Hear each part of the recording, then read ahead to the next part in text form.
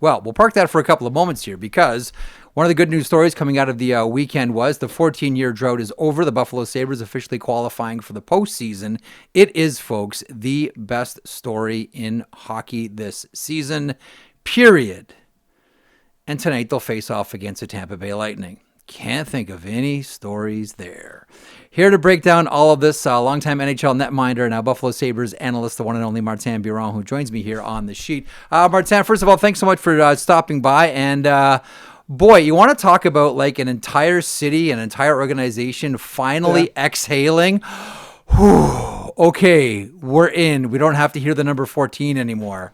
A wonderful weekend for the Buffalo Sabres, even though things have been mixed right now, but a great weekend for the Swords. Yeah, a great weekend for the fans, the organization. Look, we've gotten videos from, young fans that are so excited to see the Sabres in the playoffs. And I'm thinking, you're only 7 years old. Like, how about the fans that were 10 when the drought started and now are 25, right? And you're like, all these teenage years where you're supposed to watch games with your buddies and enjoy it. They didn't get to see it. So there is a generation of fans that are going to be just so excited for that first playoff game. And then the fans that were there when I was playing in Buffalo that experienced the Drury, the Brieres, the back-to-back conference finals, the Dominik Hasek years, like now it's going to pull back those emotions. The Sabres put a great video out when the Sabres clinched. It was called Dare Greatly. Dare Greatly, basically, it was a Rick Jenneret voiceover from a few years before he passed that they did, just hoping that the Sabres were going to get in the playoffs. If you haven't seen it, go and watch it. It is a tearjerker, and it's awesome. It really is. Like for me, I grew up in southwestern Ontario, so Wednesday nights and Saturday nights I'd watch the Toronto Maple Leafs, and then the other nights I would watch the Buffalo Sabres, and this was the French Connection. And I grew up with all respect to Rick Jenneret, whom I love, and Dan Dunleavy does such a good job of the call too. I grew up with Ted Darling. Like I still hear that name. That name still resonates with me. And listen, Marty, I was there a couple of weeks ago for the San Jose game, and getting out of my Uber and walking to KeyBank and seeing, there's the Tage Thompson jerseys, obviously, and a lot of Dahlin, but like the old ones, like Perreault and Gare, and there's like some Korabs mixed in. I'm just like. I'm not there every night, but it must feel really cool, loose. Like there must be some like really cool vibe right now where all the older Sabres fans are starting to come back too. That it's not just, to your point, like the young kids that are in love. Hey, this team's awesome, let's go. Yeah. Like some of the older Sabres fans, Marty. Well, obviously, Gilbert made a couple of appearances this year, and it's funny because it's a Perreault that clinched the Sabres getting in, like Gabe Perreault with the Rangers scoring a hat trick. So it's a G Perreault that got the Sabres back in the playoffs, but Gilbert's been back. And now, Lindy Ruff mentioned river hockey and pond hockey and, basically watching the games outside on Canal side in the playoffs. And so the last couple of wins at home, they've played a Gilbert Perreault clip of him on the ice singing Proud Mary, and it's so good. And Danny Gare dancing. And so Tickets has obviously been at the games a lot, and a lot of alumni. So you mentioned the connection. That is what is so fun, because everybody now is digging into the history of the game, the connections between, the Perreault French Connection to the Pekka Hasek, to the Drury Briere, to now. Like, yes, we skipped over many years, but that connection is all back now. And obviously for the Pagulas to be able to say, hey, you know what, they waited a long time for the Bills to get back in the playoffs, and now they're one of those great NFL franchise. Hopefully the Sabres can follow lead, because it's been a lot of fun. I want to get to the Tampa game here, but I want to bring up one point that I've been talking about as we've seen the Buffalo Sabres rise this year. I've always looked at Buffalo and said to myself, this is the quintessential NHL team for one very specific reason. This is a league that has teams from United States of America and Canada. And Buffalo is the one city. Well, first of all, I love it when I go to a Buffalo Sabres game. Like I mentioned, I was there for Sharks and Sabres. And not that I'm a huge anthem guy, but they play the Canadian national anthem. Because this market is the coming together of American fans And Canadian fans from that Hamilton, St. Catharines corridor, buying season tickets, not just one-offs. Like, to me, Buffalo is the NHL team that has fans from both sides of the border. Not equally. The majority are American fans, but there's a sizable amount of Canadian fans that have adopted the Buffalo Sabres as their team. Do you have a thought on that? Well, I do feel that playing here in Buffalo for all these years, it did feel like playing in Canada, right? And I think that Buffalo people find a sense of pride of saying, like, we're almost Canadian in that sense of we love hockey. Our youth hockey, minor hockey is strong in Buffalo. Everybody loves to flood the backyard and have that outdoor rink experience. So that is a big part of it. Yes, I mean, it's an American city. Football's huge. Baseball is big. Lacrosse, there's a lot of different sports. But hockey is number one. Joe Andreessen from the Buffalo Bills was on our set earlier this year, and he grew up in Buffalo. And yes, the Bills have been the number one sports team in Buffalo, but he said with something funny. He says, Buffalo is a hockey town. Yes, they've been supporting the Bills, but when the Sabres are good, Sabres are number one. Yeah, the NFL is a big business, but the amount of fans that are going to be on, the party in the plaza, the canal side viewing in the playoffs, that, it's springtime, the sun's out. It feels like it's a new year. When the Sabres are good late in the season, it's a hockey town. And even the Bills players, the Jim Kelly and the Thurman Thomas and the Steve Tasker, they come to the games because they're like, Buffalo is a hockey town. So, yeah, there's that Canadian connection in Buffalo. Tonight against the Tampa Bay Lightning. Technically, this is game 78. Marty? This does not feel like game 78 tonight against the Tampa Bay Lightning.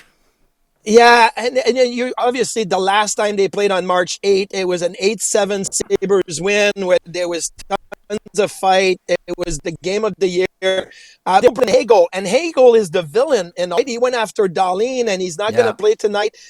It's going to be a different feel. Now, for me, yes, you have to have the emotions of that last game, but you have to be able to manage them because you don't want to be consumed by, we're going to have fight nights in Buffalo again. Like, that shouldn't be the number one priority. But if Tage Thompson gets hit from behind like he did in the last game, well, all hell's going to break loose, and that's normal. But even more important than that, like, my two biggest fear for the Buffalo Sabres is the fact that they could play either the Lightning or the Canadiens in the first round. And I think both of those teams would be really, really tough opponent for the Sabres. So if you can finish first in the Atlantic, and this game tonight is going to have a long way to go for the Sabres to get first. If they can beat Tampa, Tampa's got Ottawa tomorrow. Tampa's got Montreal on Thursday. This is a tough week for the Tampa Bay Lightning. You could finish first in the Atlantic, and then all of a sudden, maybe you play Ottawa, maybe you play Boston, maybe you play a wild card team. Like, that is the number one thing on my mind anyway, as an analyst for tonight's game. The fans, they've been buying their tickets to this game since early, like that game in March. My brother-in-law was like, I want to get a suite. I want to get 15. It's Dingus Day in Buffalo. And if you don't know what Dingus Day is, it's a Polish celebration. A lot of Polish people here. It's the day after Easter. People are going to be drunk all afternoon coming up to that game tonight. So the atmosphere is going to be crazy. So, it's going to, but I think that it's going to be a hockey game first and foremost because there's so much at stakes. But let me rewind really quickly here because I know you're right. Like the 8-7 game, this is ripped right out of the pages of 1987 and all the fights. But the thing about the game itself, and I remember the day after, the Monday after here on the show, the one thing that I was talking about is something that Anthony Stewart, former NHLer, his father would always talk about. And his dad would always say, are you a team or are you a club? Are you a team or are you a club? And I look at that game against Tampa, and it's like a year before that, everybody was cutting their skate laces when Tage Thompson got hit by Steph Nason. And then a year later, I'm looking how, the first person, rushing at Hagel is the goaltender. And like everybody's like is a pack mentality. And I'm like, and I don't know if it was that one game specifically, but man, it sure felt like it. Like that was the day that the Sabres officially went from being a club to being a team. Did it feel that way? Oh, it felt that way. Most fans that remember 20 years ago, the Ottawa Brawl, Oh, were comparing the Ottawa Brawl and this game with Ottawa, and you felt like the team was a team, a together group when Chris Drury got hit by Chris Neal. And obviously, I was foolish enough to want to fight Ray Emery in that game, but it felt like that, right? And Luukkonen going after Hagel, and Lindy Ruff after the game was like, he didn't stay in his net, right? He came right out after Hagel, and it was the newcomers. It was Logan Stanley, and it was like he wasn't even playing. We had him on the broadcast with Dan Dunleavy in the press box, and everything was happening. And Logan said, "I want to be on the ice. Get me in the uniform." And it was like right after the trade deadline, because the trade deadline was on Friday. It was just a team that was coming together. And you're right, like. I go back to when Dahlin got drafted in his first couple of years. Other teams were taking liberties on Dahlin, and Tampa and Eric Cernak definitely took liberties on Dahlin. And Brad Marchand was taking liberties on Rasmus Dahlin, and oh and yeah. all of a sudden now you don't have those teams taking liberties, and that's important because you have to be a club that moves into a team and a family. And Dahlin and Thompson and Tuch and those guys have talked about how they are tight this year, and it showed on the ice. Okay, a couple of things, and we'll let you get on with your day. It's a busy one, facing off against the Tampa Bay Lightning tonight. How did this happen? Like, I know the winning streak started before there was the general manager swap, and Jarmo brought in, as you mentioned, Logan Stanley, Luke Shen, Sam Carrick comes in as well. But I think a lot of us are sort of scratching our heads all season long, like, where did this come from? How did all of this happen? Beginning of the year, it was like, holy smokes, and here we go again with the Buffalo Sabres, and now they're the best story in the NHL. Qu'est-ce It qui se came with passe? health. Qu'est-ce qui se passe? Oui, merci. It came with health. Josh Norris gets hurt the first game of the year against the New York Rangers, taking a face off, misses 24 games. Back in December, and that team now at depth when Josh Norris came back. So that difference. Mm-hmm. You've got Zach Benson, who was injured as well. He plays a big role on this team. I mean, he doesn't have the numbers that you would say, hey, he's got to be a big time player, but he plays a big emotional part of the team. He was banged up a lot too. Mattias Samuelsson, he was healthy this year. The Yeah, last he's few been years, great. Mattias Samuelsson's always banged up. How He's been good has great. Samuelsson been this year He's been with Rasmus outstanding. Dahlin? It He's makes been a great. big difference. So those are the reason. I think health was a big factor in all of this. And then, well, because you were banged up, you got to call up Noah Ostlund. Well, Ostlund has looked good. You got to call up Constel Helenus. He's looked good. He's in Rochester now. But you've seen also what this team could be in the next few years. So I think health was a big reasoning behind all of this.